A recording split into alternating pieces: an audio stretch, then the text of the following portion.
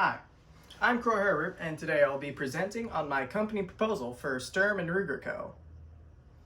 Now, Sturm and Ruger Co. is a fantastic company. Here we develop and distribute many different firearms across the United States of America.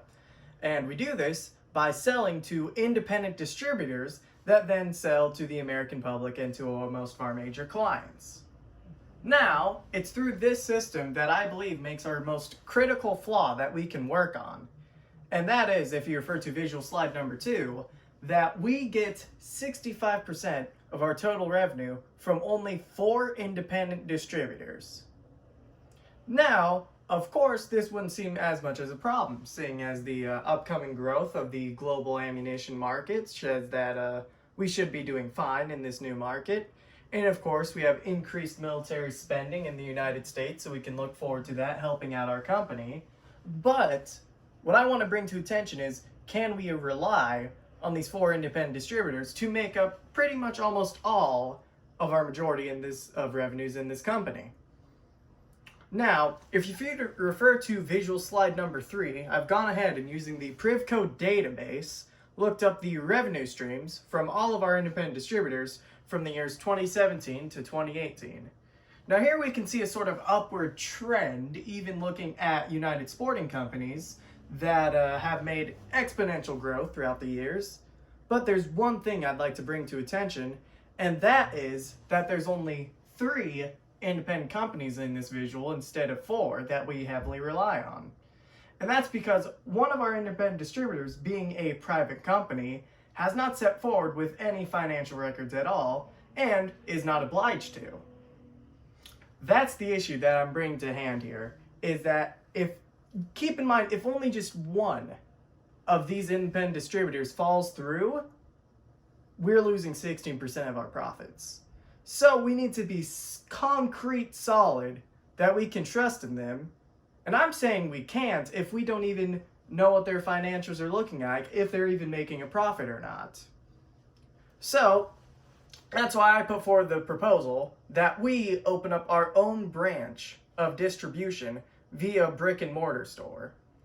Now, the reason I don't believe brick and mortar stores will fail us, as they do many other companies, as we see a quick decline in most other companies that attempt this approach, is that firearms by nature can't be sold online, as you do need to go in and sign in licensing forms and regulations and so on and so forth, and you have to show up to a brick and mortar store in order to receive your firearms. So with that approach, I figure we shouldn't go head first and fully expand into establishing our own franchise of stores quite yet. I say we only test the waters and see where it goes and whether or not the market will respond to us.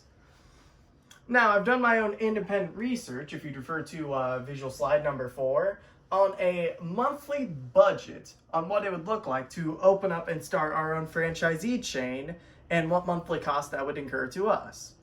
Now, the way I found these monetary figures and just these costs is through research of other corporations' pushes into selling their own firearms, looking specifically at Cabela's, a subsidiary of Bass Pro Shop.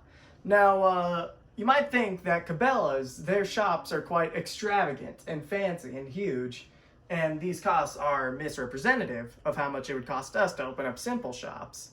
But I've actually modeled these costs off of the Cabela's outpost shops, which are much smaller and much more succinct in what they attempt to do. And by modeling off of that, if you refer to visual slide number 5, I've also established a timeline on what it would look like in order to set up this shop throughout the years. As you can see, I've established many milestones for what we have to look for throughout the years. It shouldn't even take us that many years, only taking us about from spring to fall in order to establish our first brick and mortar shop, hire staff, so on and so forth. And it's through this approach of simply testing the waters and seeing how the market responds that I believe we'll be able to slowly wean off of our heavy reliance on these independent distributors and hopefully keep this as in-house as possible, so that way we know that all of the money is staying in and out of this corporation. So overall, that's my company proposal. I hope that you guys review it and see what you guys believe is the right action to go afterwards. And if you have any questions, please feel free to contact me. And that will conclude this presentation.